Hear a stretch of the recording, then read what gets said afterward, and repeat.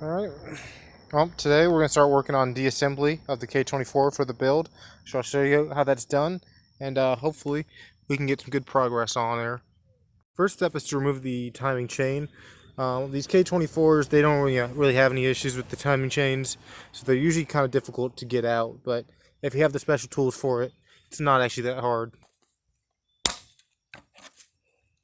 Alright, there's still a little bit of chain caught here under this sprocket and under this sprocket here. So I'm going to show you guys how we can remove that without any special tools. So, with the way these chains are designed, we have a couple pop rivets we have to get out. So we need to get out this one here, and I believe this one here on these models. So let me show you how that's done.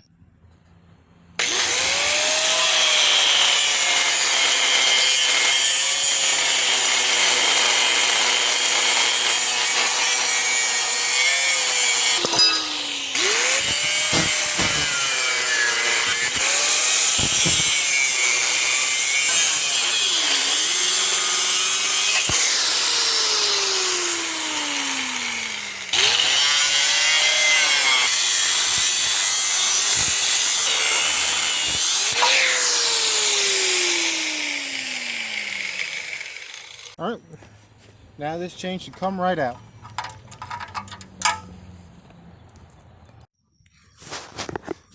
Alright, so these Hondas use what they call long throw bolts right here.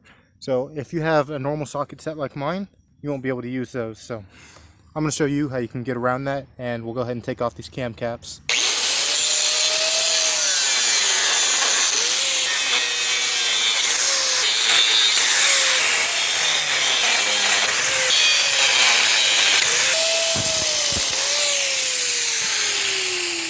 Since this car is Japanese, it even has the arrows right here. You want to start from right to left.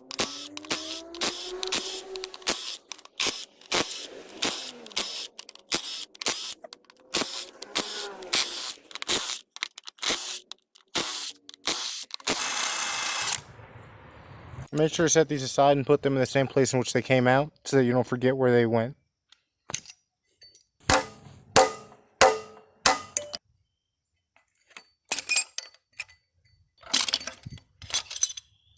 Now that those are apart, we can take the cams off. Remember to note which side that they're on. This is the exhaust cam, and this is the intake cam.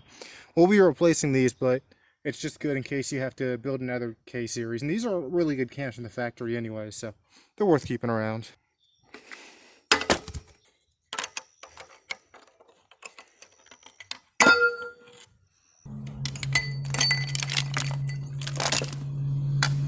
Alright, so now that we have the rock arms out the way, we can start working on taking out the head bolts. Alright, camera cut off there for a second, but I was just working on figuring out how I was going to do these head bolts, and I figured we should do it from the right to left since it's a Japanese car. It doesn't have the arrows on this level, but I have to imagine the same principle applies. So let's go ahead and zip these off real quick.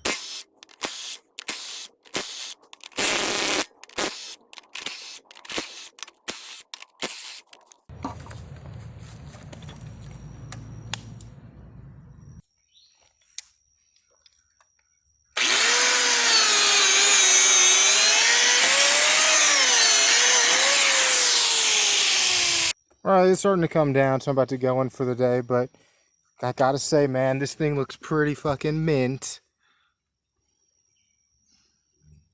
This is in a great condition for a rebuild motor, so I'm really excited to see what we can do with this. Alright, so we got the head removed just a moment ago. I didn't have that on camera, it wasn't too eventful, but just had to remove a couple lines. So we're going to now remove the oil pan and see what's in there. Man, this engine looks nice. You can tell whoever owned this really cared for it. Just looking one over on this, I think we got a good chance at this motor, boys. It's really well kept. So I think this might be the one. Alright, next up we're going to be removing this oil pump here so we can get down towards the crank. Since this car is Japanese, you really don't need a harmonic balancer, so we're going to get rid of the harmonic balancer in this build. So We'll go ahead and take that off. We'll do the modifications for it later. I'll just show you how to take it off for now.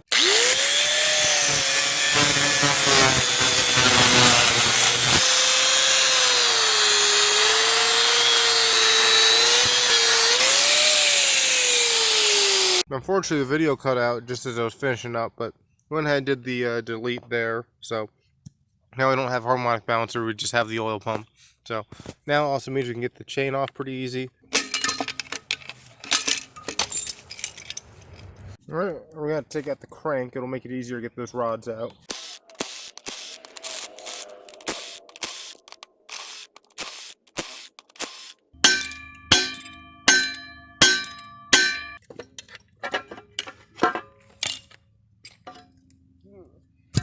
Since we got that little baffle there removed, we just need a little bit more work done. I've already started on a couple of those rod caps, but they're giving me a little bit of issues. So we'll just go ahead and finish this off here. Also, while we're here, let's see if we can get this out.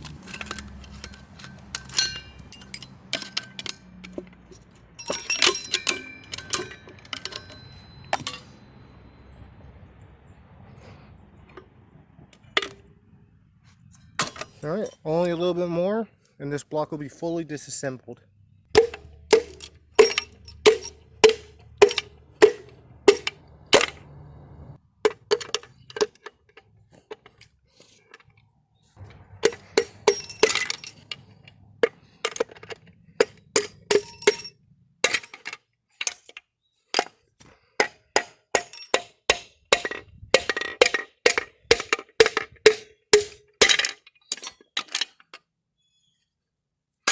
Looking at this, this engine was in pretty good shape, so honestly probably didn't need to rebuild, but since I have it apart, it'll make it a lot easier to blueprint. This is very well maintained, probably had very frequent oil changes in there.